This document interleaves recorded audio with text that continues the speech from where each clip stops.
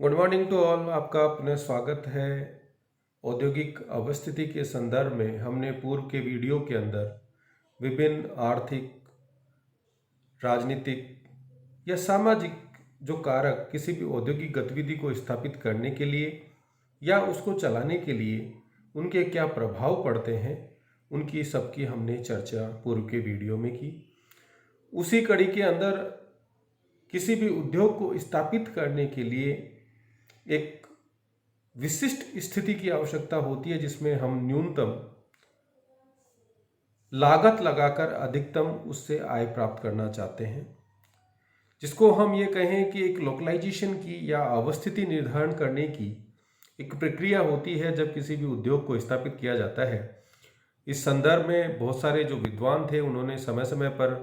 अपने अनुभवों से अपने विचार प्रस्तुत किए, जिसमें हूवर थे, वेबर थे। आज हम इस वीडियो में औद्योगिक अवस्थिति के संदर्भ में वेबर के द्वारा, अल्फ्रेड वेबर के द्वारा जो सिद्धांत दिया गया उसके ऊपर हम चर्चा करेंगे। हम वेबर के जो प्रिंसिपल्स हैं उनको समझने से पहले कुछ चीज़ों के ऊपर हम पूर्व में ही चर्चा करना चाहेंगे। जब हम किसी भी विद्वान के द्वारा जो सिद्धांत दिया जाता है,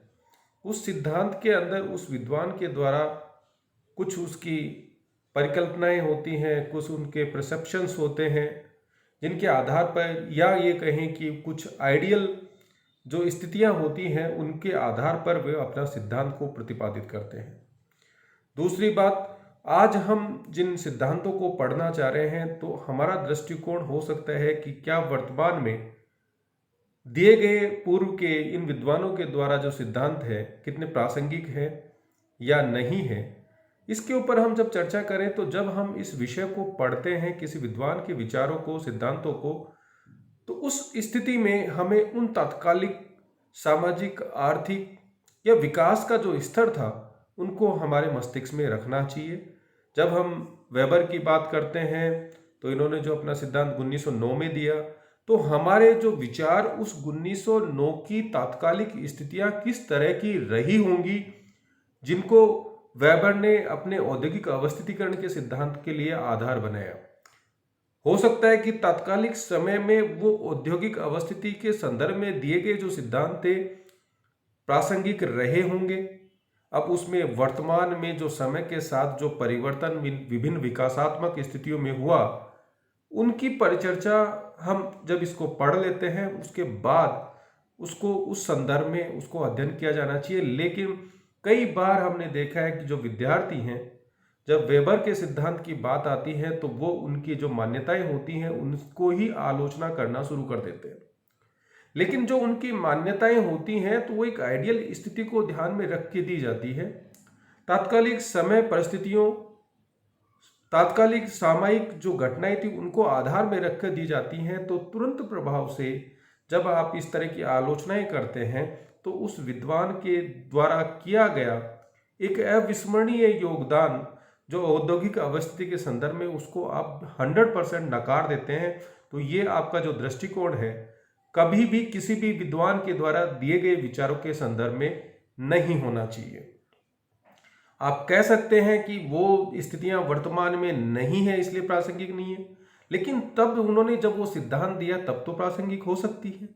तो इस तरह के विचार आपके मस्तिष्क में हमेशा, जब हम इस तरह के विचारों को हम अध्ययन करते हैं तो आपके रहने चाहिए। अब जो ये इंडस्ट्रियल लोकेशन थ्योरी जो वेबर के द्वारा दी गई उसके ऊपर हम यहाँ चर्चा करें तो सबसे पहले इसके वेबर के बारे में हम बात करें तो ये एक जर्मन अर्थशास्त्री थे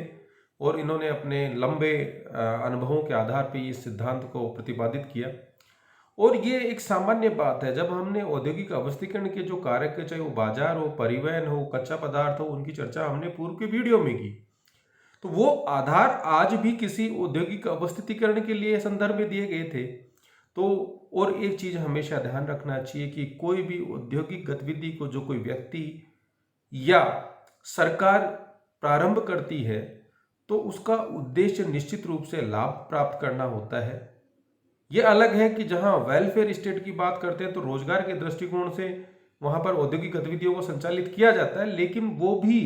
एक सामाजिक आगत के रूप में उसको हम शामिल करते हैं। एक प्रादेशिक असमानता को दूर करने के लिए एक सकारात्मक प्रयास है, यानी वो भी एक प्रॉफिट की स्थिति है। यहाँ प्रॉफिट की जब हम बात करते हैं, लागत या आगत की बात करते हैं, तो जो बेनिफिट होता है वो मल्टी डायमेंशन एक अप्रोच होती है, जिसको केवल वित्तीय लाभ के दृष्टिकोण से नहीं देख सकते। प्रादेशिक असमानता को दूर करना, सामाजिक समानताओं को बढ़ाना, धार्मिक सांस्कृतिक जो समरसता है उसको बढ़ाना, ये सब चीज़ें भी एक सकारात्मक, एक प्रॉफिटेबल चीज़ें होती हैं जो किसी राष्ट्र के विकास का आधार बनती हैं। तो आप इन चीज़ों को भी अपने मस्तिष्क में रखें। अब यहाँ जब हम इंडस्ट्रियल लोकेशन थ्योरी की बात करते हैं, तो उन्होंने इसको समझने से पहले किसी भी उद्योग की स्थापना उस स्थान पर की जाती है जहाँ कच्चे माल को एकत्रित करने, उसके परिवहन व्यय और निर्मित माल को बाजार या मांग क्षेत्र तक भेजने आदि में लगने वाली न्यूनतम लागत, यानी मिनिमम इन्वेस्टमेंट के द्वारा हम कैसे मार्केट में चीज को बेचकर मैक्सिमम जो प्रॉफिट है वो उसको प्राप्त कर सकते हैं। कि किसी भी आर्थिक क्रिया का जो होता है आधार होता है, यानी लिस्ट कॉस्ट के द्वारा हम मैक्सिमम प्रॉफिट करें। एक तरह से जो इंडस्ट्रियल लोकलाइजेशन की जो थ्योरी है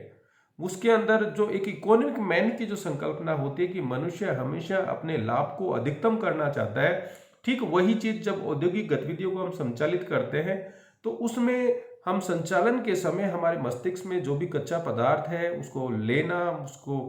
प्यूरिफाई करना, फिर एक उस रॉ मटेरियल से एक माल को तैयार करना, फिर ट्रांसपोर्ट करना, उसके बाद उस बाजार में उसको मैन्युफैक्चर्ड जो प्रोडक्ट है उसको बेचना, और उसके बाद जो आपको विक्रय मूल्य प्राप्त होता है उससे आप कितनी आय प्राप्त करते हैं। निश्चित रूप से ये किसी भी गतिविधि को हाथ भी जब संचालित करता है तो अपने प्रॉफिट को मैक्सिमाइज करना चाहता है। तो यही बातें जो है वेबर के मस्तिष्क में थी कि अधिकतम लाभ हम किसी भी इंडस्ट्री को कहाँ स्थापित करें जब हम अधिकतम लाभ प्राप्त कर सकते हैं। ये औद्योगिक अवस्थिति के संदर्भ में जो सबसे एक तरह से प्रयास कहें तो वे वेबर के द्वारा ही किया गया था। और इन्होंने 1909 में अपनी जो पुस्तक इन्होंने निकाली, जो इनका शोध पत्र के रूप में हम कह सकते हैं, इसकी जो बुक थी वो जर्मन भाषा में लिखी गई, जिससे उबे डेन स्टेंट इंडस्ट्रियन जो है एक जर्मन भाषा में किए उसका एक लिखा हुआ था, लेकिन उसको 1929 के अंदर इसको इंग्लिश में ट्रांसलेशन किया गया। तब इस सिद्धांत को या इसकी जो पुस्तक थी उसको theory of location of industries के नाम से हम जानते हैं। जब अपने उद्योग अवस्थितिकरण सिद्धांत की जब वेबर बात करता है तो उससे पहले उसके द्वारा इन गतिविधियों को समझाने के दृष्टिकोण में कुछ शब्दों को उसमें शामिल किया गया, जिससे कि उसके इंडस्ट्रियल लोकेशन थ्योरी को हम आसानी से समझ सकें। तो उनको हम पहले परिभाषित रूप से अगर हम उसको पढ़ लेते हैं तो इसकी जो इंडस्ट्रियल जो थ्योरी है उसको समझना बड़ा आसान हो जाता है। पहला ये कहता है कि एक जो रॉ मटेरियल्स होते हैं उनकी जो अवेलेबिलिटी होती है वो स्पेसिफिक हो सकती है, पर्टिकुलर एरिया में हो सकती है, या वो सब जगह मिल सकता है, या वो प्योर हो सकता है कि अगर वो मैन्युफैक्चरिंग और उसको लेने की प्रक्रिया के अंदर उसका कोई वेट लॉस नहीं होता है। तो इन सब चीज़ों को उन्होंने अपनी परिभाषिक जो शब्दावली थी उसके अंदर उसने एक्सप्लेन करने की कोशिश की। पहला वो कहता है कि सर्वसुलभ पदार्थ जो होते हैं, यानी वो पदार्थ जो सब जगह उपलब्ध है, मिट्टी है, जल है, वायु है, ईंट पत्थर, इनकी अवेलेबिलिटी सब जगह होती है। और ये लोकलाइज्ड मटेरियल की बात करता है, स्थानीय पदार्थ जो मिनरल्स होते हैं या ईंधन जो होता है, यानी जो वो भी एक तरह का मिनरल जो है, एनर्जी जो प्रोवाइड करवाता है, ये सब स्पेसिफिक होते हैं। ये डिपेंडेंट होते हैं कि कहाँ पर जो जियोलॉजिकल स्ट्रक्चर किस तरह का है, वहाँ जियोलॉजिकल टाइम किस तरह से, वहाँ की जो विभिन्न जो पुरातन जो चट्टानें हैं उनकी स्थितियों के आधार पर वहाँ पर जो पदार्थ है, खनिज पदार्थ जो होते हैं उनकी अवेलेबिलिटी जो है वो सुनिश्चित होती है।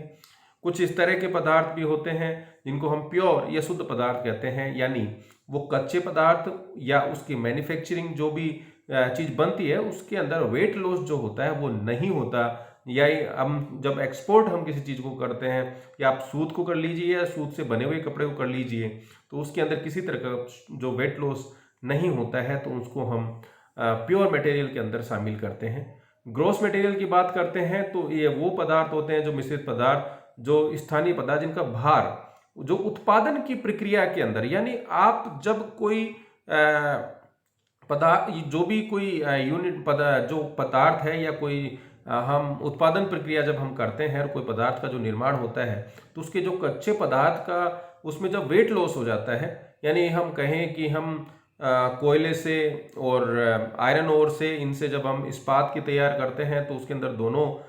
का जो वेट लॉस हो जाता है, यानी उसका भार उस निर्माण की प्रक्रिया में घट जाता है, तो उसको हम ह्रासमान या मिश्रित पदार्थ कहते हैं। ऐसे स्थानीय पदार्थ जिनका भार उत्पादन प्रक्रिया में घट जाता है उसको भार ह्रासमान या मिश्रित पदार्थ कहते हैं। जैसे चीनी उद्योग में आप जब गन्ने से चीनी बनाते हैं तो उसके अंदर वो पदार्थ का ह्रास होता है। जब आप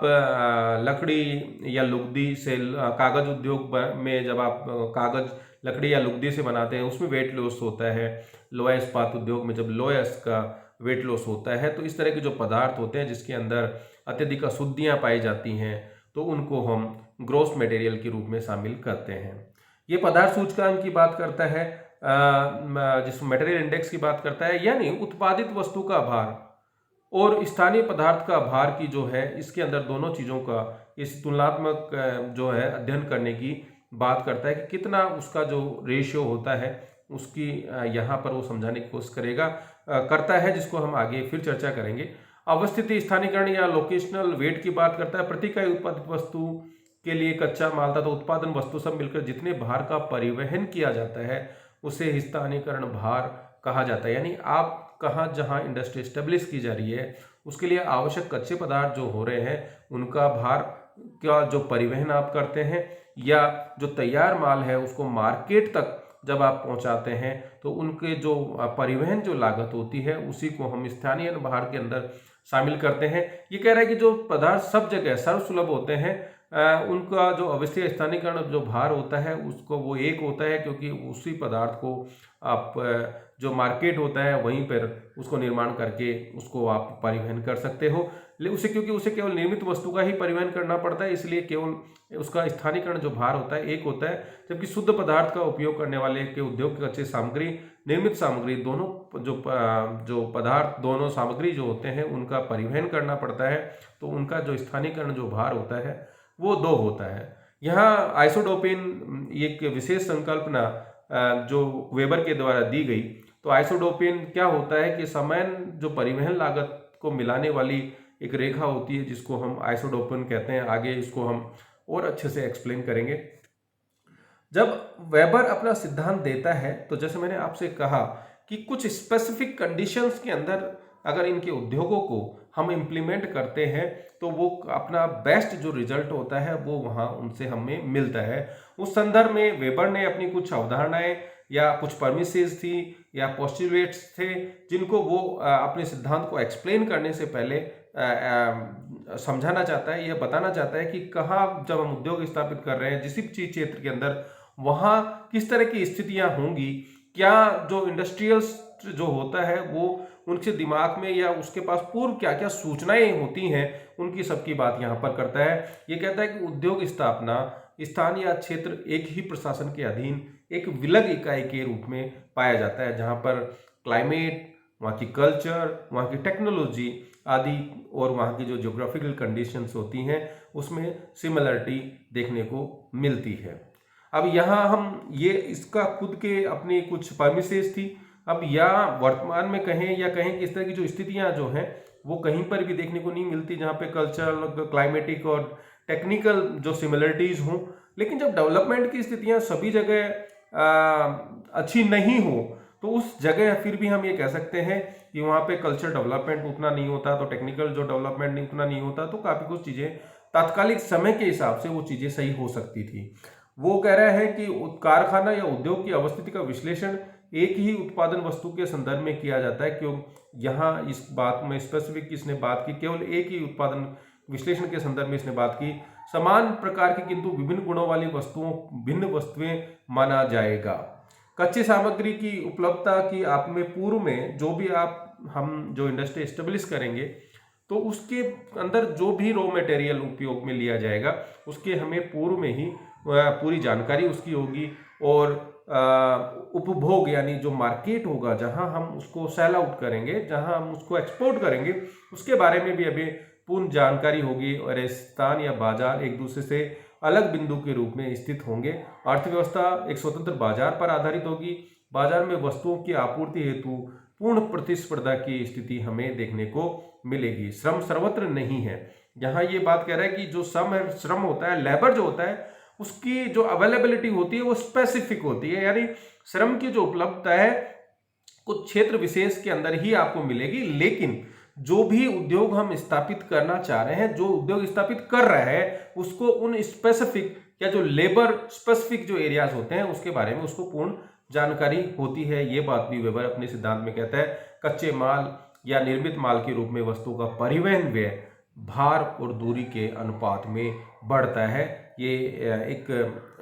आलोचना का विषय हो सकता है कि इस तरह की चीजें दृष्टिगत नहीं होती, वो बाद में हम चर्चा करेंगे। कि ये कह रहे हैं कि जैसे ही किसी कच्चे माल का या निर्मित माल का जो वेट होगा वो अगर इंक्रीज होता है तो उसकी ट्रांसपोर्टेशन कॉस्ट बढ़ जाएगी, और डिस्टेंस जितनी ज़्यादा होगी ट्रांसपोर्टेशन जो कॉस्ट होगी वो उतनी ही ज़्यादा हमें देनी पड़ेगी। ये वेबर की जो परमिसेस थी उसके अंदर उसको शामिल किया।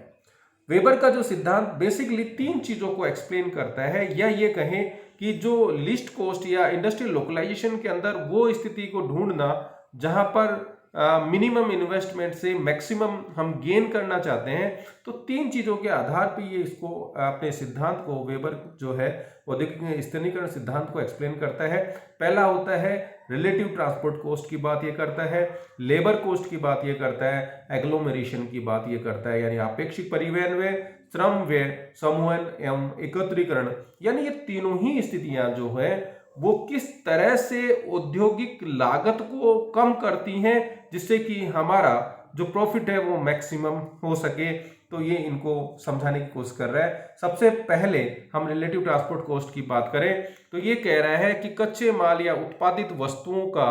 जो सापेक्षिक या रिलेटिव जो व्यय होता है अथवा न्यूनतम परिवहन व्यय, ये सुनिश्चित करता है कि उद्योग कच्चे माल के स्रोत के निकट होगा या बाजार के निकट होगा या दोनों के बीच के अंदर कोई ऐसी स्थिति होगी जहां पर हम न्यूनतम व्यय के द्वारा चीज से को ट्रांसपोर्ट कर सकते हैं। अब यहाँ 2 स्थितियों की ये कल्पना करता है। यहाँ अगर हम सरल भाषा में बात करें तो ये केवल और केवल किस तरह से हम ट्रांसपोर्टेशन कॉस्ट को मिनिमाइज करें जिससे कि हमारा जो प्रोडक्ट है जब हम बेचें तो उसको हम कम करके मैक्सिमम जो लाभ है वो प्राप्त कर सकते हैं। तो इसका जोर यहाँ जब सापेक्षिक या रिलेटिव ट्रांसपोर्ट की बात करता है तो परिवहन लागत को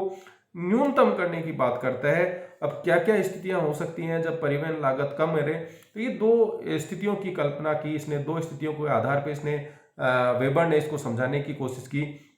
एक बाजार हो और एक कच्चा माल हो, यानी कोई भी जो गतिविधि जिसके अंदर एक ही रॉ मटेरियल का उपयोग हो रहा है और एक ही मार्केट है जहां पर हमको उसको एक्सपोर्ट करना है।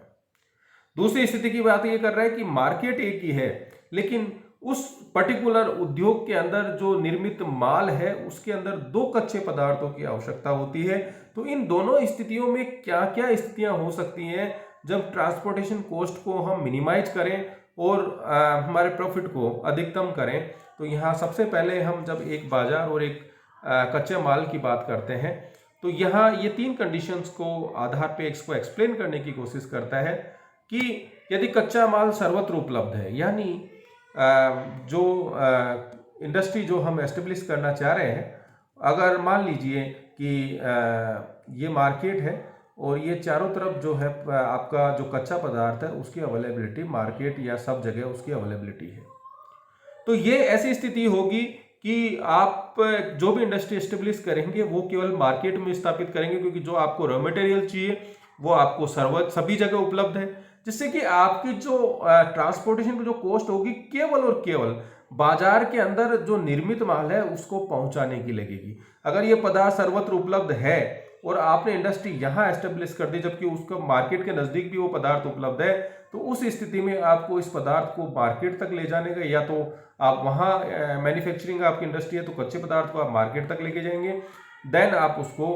उसकी सप्लाई करेंगे, या कच्चे पदार्थ के ऊपर यहाँ जाके आप एस्टेब्लिश करेंगे तो ये अतिरिक्त जो परिवहन जो कॉस्ट है आपको व्यय करनी पड़ेगी। तो ये बेवकूफ़ वाली बात होगी कि जब बाजार के अंदर ही आपको रॉ मटेरियल उपलब्ध है तो आपके जो उद्योग जो स्थापित किया जाएगा वो निश्चित रूप से बाजार में उपलब्ध होगा, जिससे कि आपकी परिवहन जो लागत है वो न्यूनतम होगी। केवल और केवल वहाँ पर जो निर्मित माल है उसको आपको कंज्यूमर तक या उस क्षेत्र तक जहां उसको हमें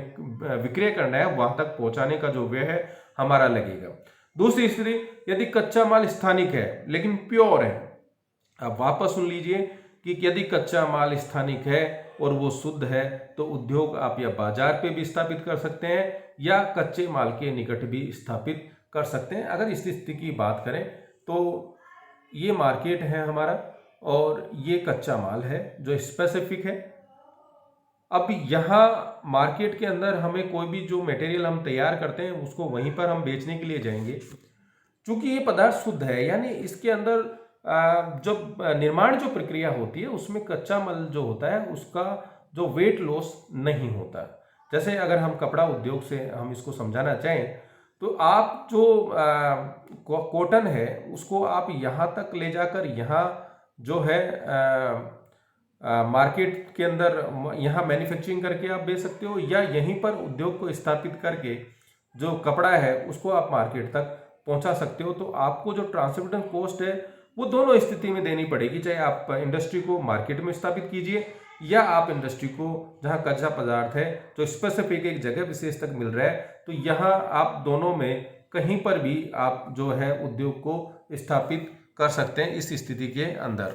तीसरी बात जो है वो ये कह रहा है कि यदि कच्चा माल स्थानिक है लेकिन उसका जो वेट है उस निर्माण प्रक्रिया के अंदर उसका लॉस होता है तो आप जो भी इंडस्ट्री एस्टेब्लिश करेंगे वो कच्चे पदार्थ पे, सपोज हमारा मार्केट यहाँ पर है, हमारा रॉ मटेरियल स्पेसिफिक है जो यहाँ पर है। अगर हम बात करें गन्ने से चीनी बनाने की हम बात करें तो यहाँ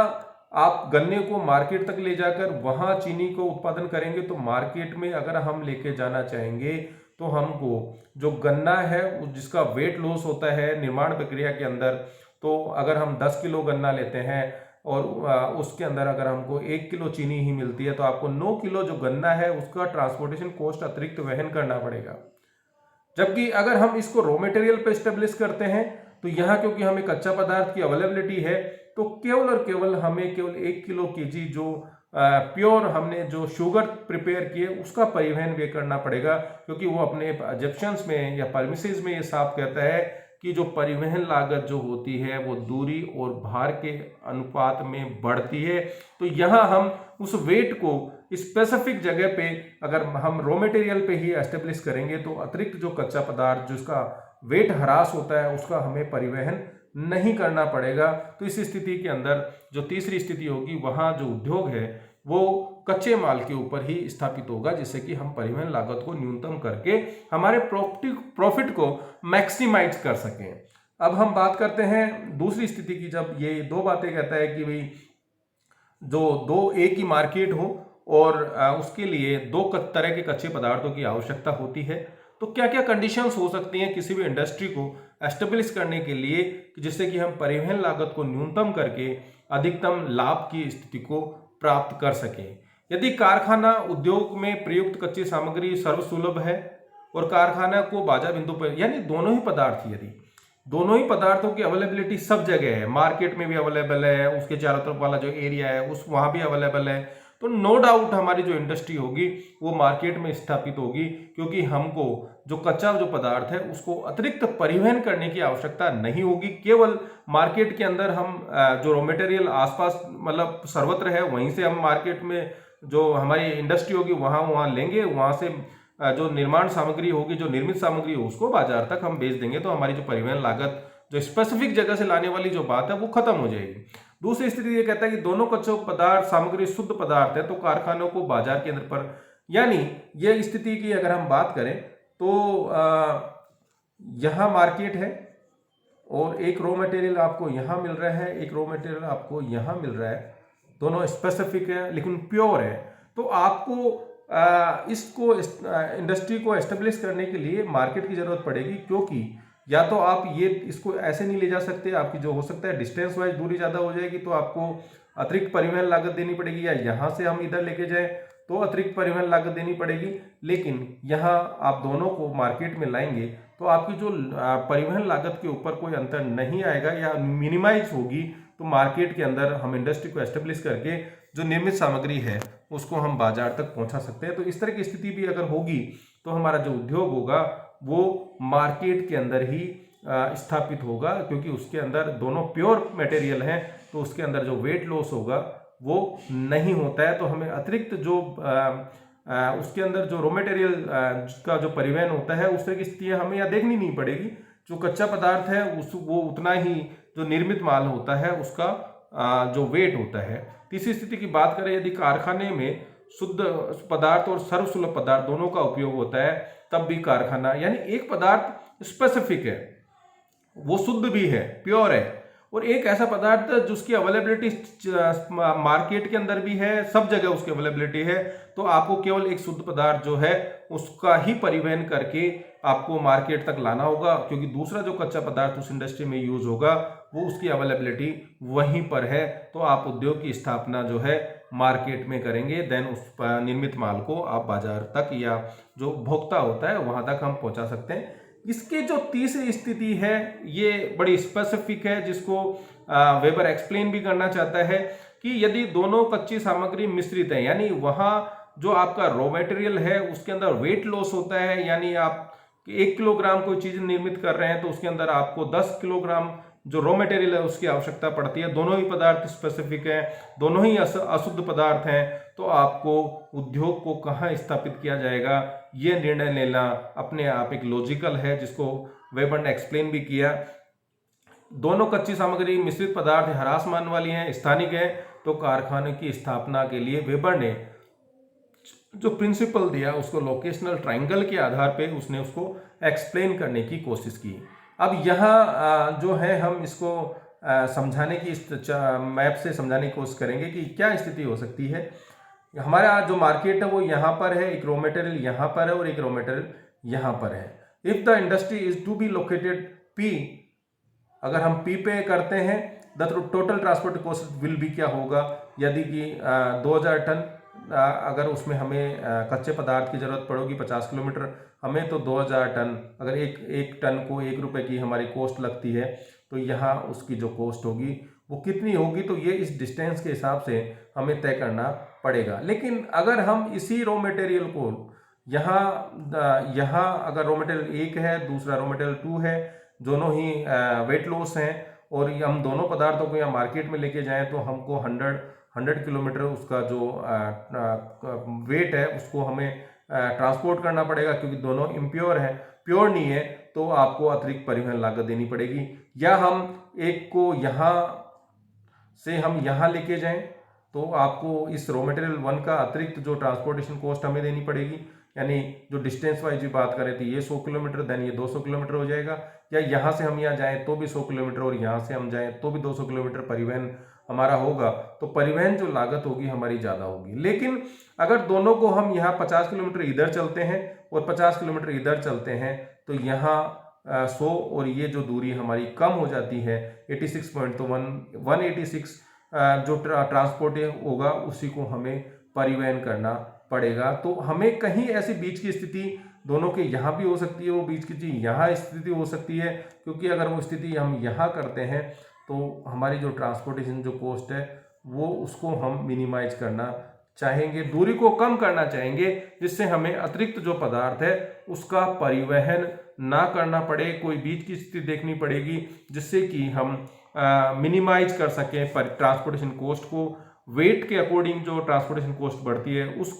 उसको भी हम यहाँ कम करना चाहेंगे। तो इस तरह की स्थिति हमें इसने ट्रायंगल के बेस पे समझाई। यहाँ कुछ चीज़ें इन्होंने एक्सप्लेन भी करी है, दूसरे चार्ट के अंदर भी ये समझाने की कोशिश की है कि अगर जहाँ 2 रॉ मटेरियल्स हैं तो जिनका वेट लॉस ज़्यादा होगा वो इंडस्ट्री वहीं पर एस्टेब्लिश यानी उसकी तरफ आकर्षित होगी। यहाँ W2 की बात हम यहाँ दूसरे मैप में जब हम कर रहे हैं कि ये नीचे वाला W2 है,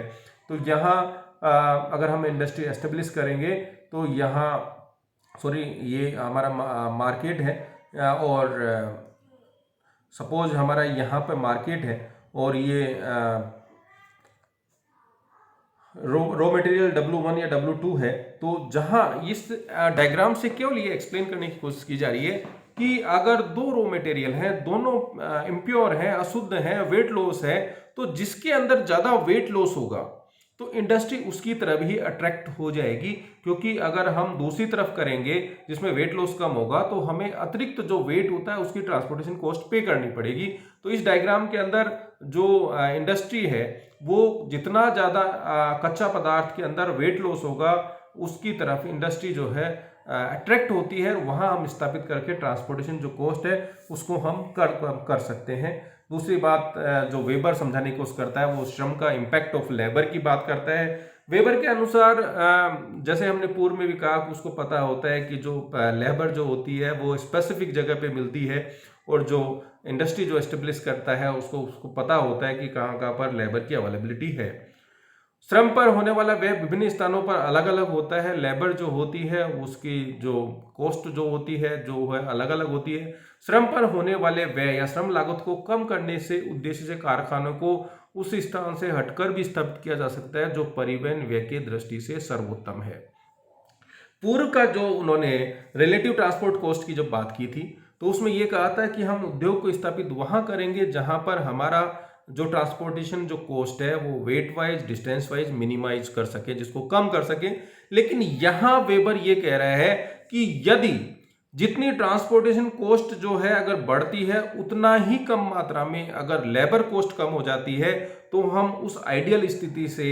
मिनिमाइज ट्रांसपोर्टेशन कॉस्ट की जो स्थिति है उससे हम दूर हट सकते हैं इंडस्ट्री को एस्टेब्लिश करने के लिए, क्योंकि वहां पर श्रम लागत कम होने से वो परिवहन लागत को कंपनसेट कर सकती है। और इसी चीज को एक्सप्लेन करने के लिए वेबर ने आइसोडोपेन का जो प्रिंसिपल है वो दिया। उसने कहा कि परिवहन व्यय की दृष्टि से सर्वोत्तम बिंदु से हटने पर जिन जिन बिंदुओं पर परिवहन व्यय में समान इकाई वृद्धि होती है, यानी उन बिंदुओं पे जो लेबर जो कॉस्ट है उतनी कम हो जाती है जितना परिवहन लागत बढ़ती है, तो वहां पर उद्योग को स्थापित किया जा सकता है। उसी को वो आइसोडोपेन की संज्ञा देता है। यहाँ इस डायग्राम के अंदर हम ये बताना चाह रहे हैं, ये जो लाइन है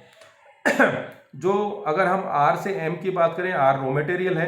तो यहाँ जो हमने लाइन दिखाई है ये M तक जो जा रही है वो डबल दिखा रही है, क्योंकि जो रॉ मटेरियल जो होता है उसके अंदर वेट लॉस होता है, उसकी ट्रांसपोर्टेशन जो कॉस्ट होती है वो डबल होती है। जबकि मार्केट से अगर हम किसी चीज का परिवहन करते हैं तो क्योंकि वो निर्मित माल होता है तो उसकी ट्रांसपोर्टेशन जो कॉस्ट होती है लगभग जो कच्चा पदार्थ जो होता है उसकी तुलना में आधी होती है। इसको हमने यहाँ एक्सप्लेन करने की कोशिश की। अब ये जो हमने यहाँ A B C D E F G H I J K को हमने एक्सप्लेन किया, ये कहना चाह रहा है कि अगर हम उद्योग को स्थापित करें और ये हमारे मिनिमाइज ट्रांसपोर्टेशन उस परिवहन की बात कर रहे हैं, लेकिन ये यहाँ पर स्पेसिफिक जो ये बिंदु दिखाए गए हैं यहाँ पे स्पेसिफिक जो लेबर जो कॉस्ट है उसकी हम ये बात कर रहे हैं, जहाँ पर जितना ट्रांसपोर्टेशन कॉस्ट बढ़ेगा उतनी ही वहाँ पर जो लेबर कॉस्ट होगी वो कम हो जाएगी, जिसको ये एक्सप्लेन करना चाह रहा है। जैसे हम यहाँ बात करें तो ए बिंदु की हम बात करें तो ये जो लेबर कॉस्ट को दिखा रहा है तो 7 then 8 then 9 यहाँ, और यहाँ जो है 1 और 2 और 3 यानी 9 + 3 यानी 12 यहाँ का वो होगा। यानी जो यहाँ कॉस्ट जो खर्च हो रही है वो लेबर कॉस्ट से कंपनसेट हो रही है। तो यहाँ इस डायग्राम से केवल ये समझाने की कोशिश की है ये जो लाइंस के द्वारा, जिनको वो आइसोडोपेन कहता है, कि यहाँ पर जो ट्रांसपोर्टेशन कॉस्ट जितनी इंक्रीज होती है उतनी ही यहाँ पर जो लेबर कॉस्ट है वो सस्ती हो जाती है। तो यहाँ जो ये एक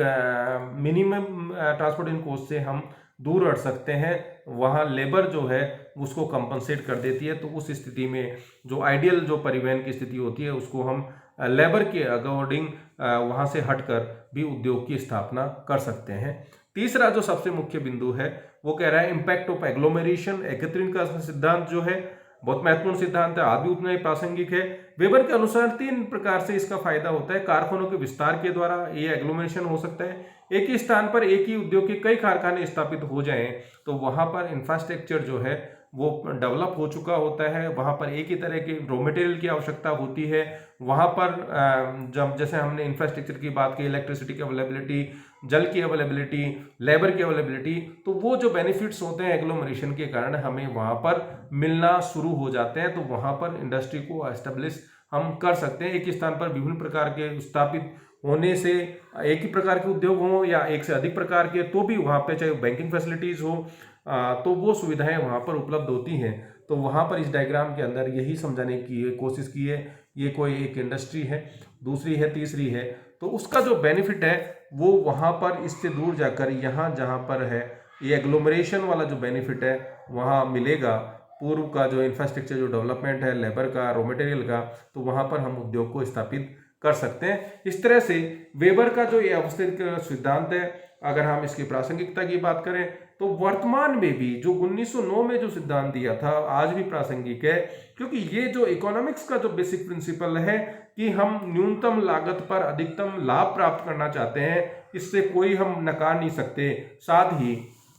आज भी जहां कच्चा माल की जो अवेलेबिलिटी जो वेट लॉस होता है तो इंडस्ट्रीज जो होती हैं उसकी तरफ ही खींचती हैं। चाहे भारत के अंदर जो आयरन स्टील इंडस्ट्री का वर्तमान में भी एस्टेब्लिशमेंट देखें, या आप हम ये कहें कि जो प्योर मटेरियल होते हैं, जो कपड़ा उद्योग की हम बात करें तो कपड़ा कॉटन का जो अगर हम प्रोडक्शन की बात करें तो महाराष्ट्र के अंदर ज़्यादा होता है, लेकिन कॉटन इंडस्ट्री भारत के अंदर सब जगह आपको उसका जो डिसेंट्रलाइजेशन देखने को मिलता है। वो इसीलिए क्योंकि उसके अंदर जो ट्रांसपोर्टेशन जो कॉस्ट है वो वेरी नहीं करती, उसके लिए जो मार्केट है वो ज़्यादा वेरी करता है, लेकिन उसका ट्रांसपोर्टेशन कॉस्ट क्योंकि उस निर्माण प्रक्रिया के अंदर उसका नुकसान नहीं होता, इसलिए वो कहीं पर भी उसको स्थापित किया जा सकता है। और आज भी हम ये कहें कि जितनी दूरी ज़्यादा होती है उसके अकॉर्डिंग जो ट्रांसपोर्टेशन जो कॉस्ट ज़्यादा होती है, लेकिन यहाँ एक क्रिटिसाइज ये है कि ये कह रहा है कि दूरी बढ़ती जाती है तो ट्रांसपोर्टेशन कॉस्ट बढ़ती जाती है, लेकिन ऐसा नहीं होता। जितनी ज़्यादा दूरी होती है